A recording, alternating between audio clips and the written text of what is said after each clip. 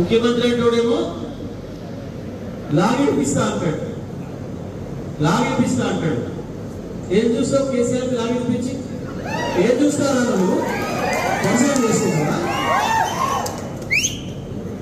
దర్శనం చేస్తారక ఏమిపిస్తారా? రైతుకు పైసలు ఇవ్వమంటే, రైతుకు నీళ్ళు ఇవ్వమంటే కేసీఆర్ లాగిపిస్తా అంటాడు. ఇంకోటి మాట్లాడతాడు, తాడు మాట్లాడిగా నేను మాట్లాడాలని ఇంకోటి పోటీ పడుతున్నాడు. ఈ మధ్యన 100 మీటర్ల రోజు మొదలెడతారు. ప్రజల సొమ్ముని దున్నపోతులా ఎదిగారు కాబట్టి మిమ్మల్ని పెట్టాలి. 100 మీటర్లు మీరు 100 మీటర్ల రోజు పొందా కేసీఆర్ కాదు పెట్టాల్సింది మిమ్మల్ని, మీ పార్టీ. మాయ మాటలు చెప్పి ప్రజలకు చేయలేని చేతగాని హామీలు ఇచ్చి ప్రజలతో ఓట్లు వేయించుకొని 100 రోజుల్లోనే 100 సంవత్సరాల ఇంకా మళ్ళీ రాష్ట్రాన్ని తీసుకుపోయినందుకు మిమ్మల్ని పెట్టాలి కొంద, మీ పార్టీని పెట్టాలి కొంద. కేసీఆర్ గా రండా ఎవరు రండా రండని ఎవరినంటారు? ఊళ్ళల్లో అన్ని చేసి ఆ రూలో పంపిస్తే పొమ్మంటే తప్పించుకోబెట్టు రండి అంటారు. పెళ్లి చేసి రూలో కూడా అంటే పొదువు కన్నా తప్పించుకొని బయటపడేటువంటి రండి అంటారు.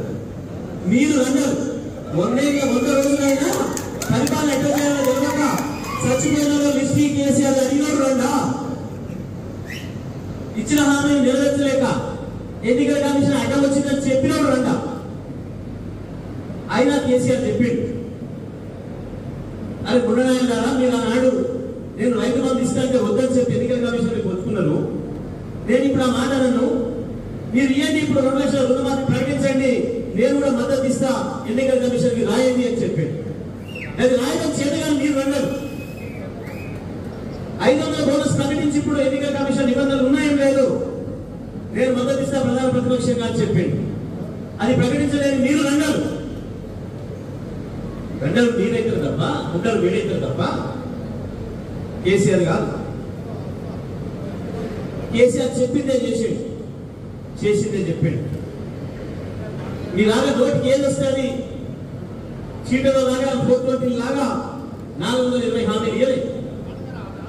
కేసీఆర్ పరిపాలన తెలిసినవాడు కాబట్టి, రాష్ట్ర ఆర్థిక పరిస్థితి తెలిసినవాడు కాబట్టి, మాట ఇస్తే తప్పకుండా ఉండాలి కాబట్టి నేను ఎక్కువ చెప్పాను అని చెప్పాడు. మన జేబులు ఏముందో గదే ఇస్తానని చెప్పాను.